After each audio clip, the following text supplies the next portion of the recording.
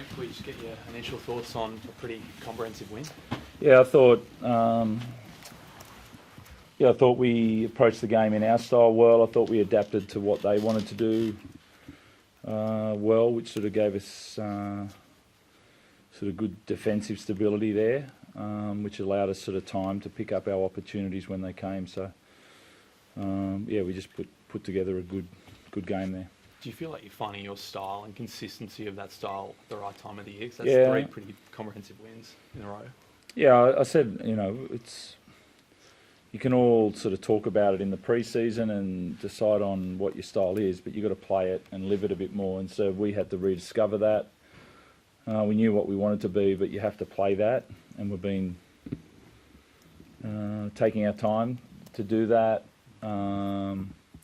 Over the course of the season, we've been talking about it, and we've decided on how we want to play, and we're going about playing that at the moment. If there's anything to pick up, we'll pick up in a few months' time again. But at the moment, we've decided on how we're going to play, and it's been a good couple of weeks on that.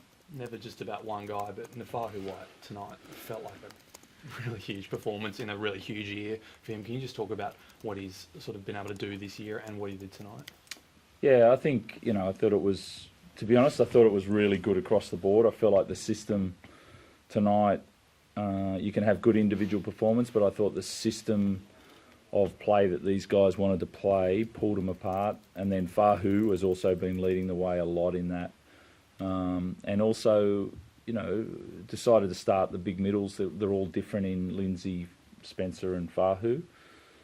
But someone's got to do the time, that length of time, and Fahu's the one that Lindsay's been able to do it, but Fahu also to play time, but also it's not just about being out there, it's having an impact and doing your job, and it's been impressive, been really impressive.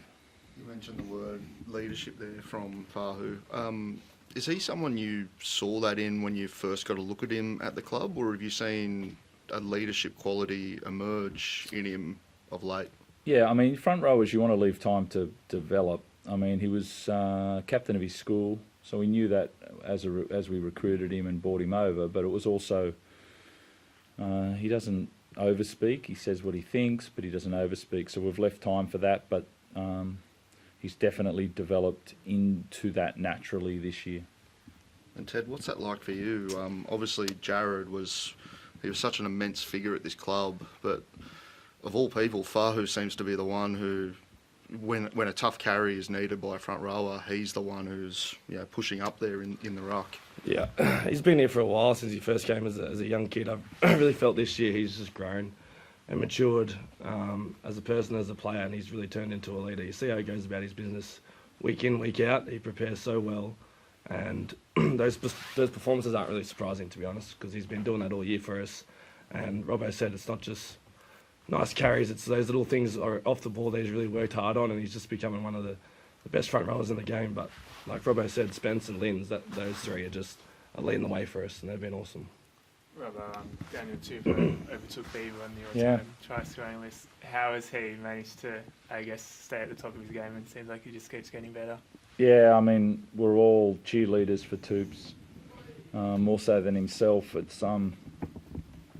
They had a pretty clear game plan to stop Tupes tonight, so it's not only just putting the ball down over the line, it's, it was pretty tight there. Both teams were defending well, and Tupes had to work hard for both those first 2 tries. They had a defensive system that they wanted to play on him, and he had to work that out and adapt around it, and he did. And that's the quality of a winger as well. He's good in the air, but I thought he did really, really well in that. And then also to combine that with the backfield carries, to take over another humble legend in Beaver and pass it on to Tupes to go into fourth. It's a pretty nice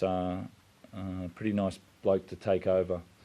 I think I was lucky enough to coach Beaver, and the old back row has gone back to fifth, but he'll be happy for Tupes. I know that.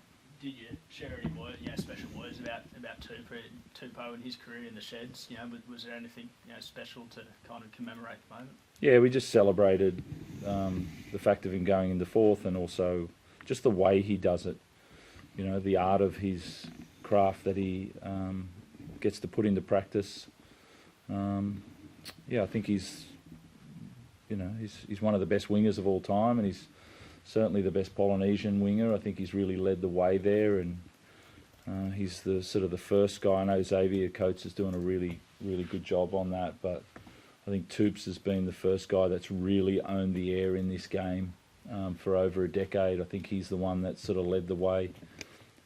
I don't even know, how many high ball catches.